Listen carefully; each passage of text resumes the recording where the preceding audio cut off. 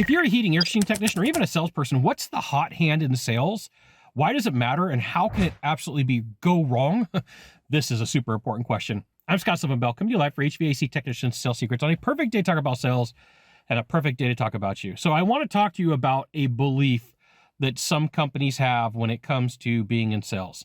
And it's kind of a basketball belief, right? So if you watch Michael Jordan, the ball was a lot of time given to him in difficult situations, and he was the guy taking the shot.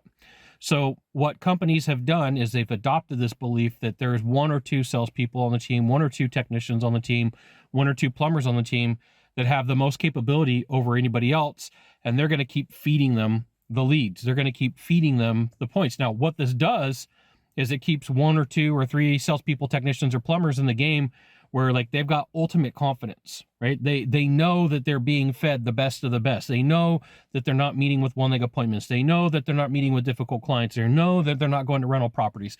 Fill in the blank for all the problem types of calls that you have and all the issues that you have that just take more effort to sell, right? It's not that you can't sell them. It's just that these are the ones that take more effort. So all things aside, which call do you want? The 9 o'clock appointment in the morning where you have both decision makers, their system's not working, or the 6 o'clock appointment that's a rental all the way across town and the guy lives, across the country.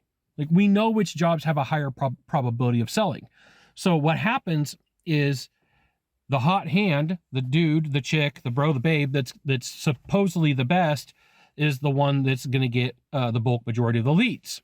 So what ends up happening is it statistically skews the numbers. But you as a technician, you as a plumber, you as a salesperson, you're still held to the standard that everybody else is, but there's been a vacuum, and that source of leads has been pulled and piled onto one person. So in essence, if you were to put this in a scatter shot, if you were to put it in statistics speaking, you would find that it's two different types of sales. And so what you have to be aware of is the disparity or the issues that it causes. And this is why you should join HVAC Technician Sales Secrets. HVACTechSecrets.com. I'll give you the goods. Not in the Facebook group, not in the YouTube channel. So the inherent problem with running a hot hand system is there's 1, 2, or 3 people who are consistently on top, but it filters the people who are not so good, but they are really good. They're just getting a different type of lead. Now, there are sales trainers in this industry, and I've met them. I've talked to them. Some of them are nice people. Some of them are evil. And they will tell you that, like, this isn't the case, that statistically speaking, everything should be fine. And my answer to that is, if that's the truth, then it doesn't matter who goes on what call, right? That's where their argument falls apart. So if you're going to go to if you're working at a smaller company and you're like, hey, it's time for me to move up, you should really ask how leads are distributed. You should really ask, like, at what point are they given and how are they handed out? Because there is a point where the hot hand breaks down. And so for some companies, the way that they work is the dude or the chick at the top is the first person to get their entire schedule filled. 3 leads. And then the next person is the next person to get all of their leads filled. 3 leads. So some days you're going to be sitting at home.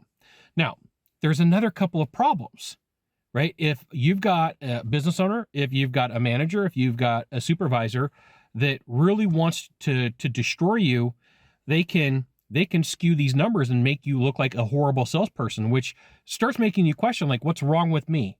Which causes confidence issues, which causes deals not to be sold, which causes frustration, which causes loss of money. So there's a lot that goes along with this. So look, I understand from a business standpoint, you want the person who's going to be best for the job, best for the capability, but you artificially inflate the numbers of the people around you when there's people who are given preferential treatment, because that's what it is. Sometimes they're just better salespeople. That is true, that they could be a fantastic salesperson.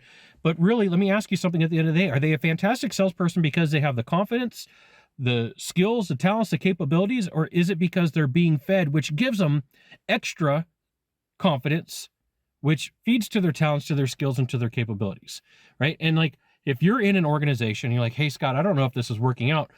You should start asking, like, for the person who's at the very bottom, how long do they typically last? Because this is something that you notice when teams have hot hands is the guy or the chick or the bottom 5 or 10%, you're constantly losing them. And companies will say, well, they weren't good salespeople anyway. Well, is that the truth? Were they not good salespeople? Or was it that through the course of making sure that everybody else was getting their leads, their ups, their deals, this person missed out. Because a lot of times those guys, those girls, those dudes, those chicks, they end up at other companies and they do just fine, which is kind of weird to me. There you go. You got 1 or 2 things to do from here. Just 1 or 2. Find the subscribe button, click on it, and every time I send out a video, you'll get an update that says HVAC Technician Sales Secrets. Send out another fantastic video, or hit follow. We'll see you soon. Mahalo.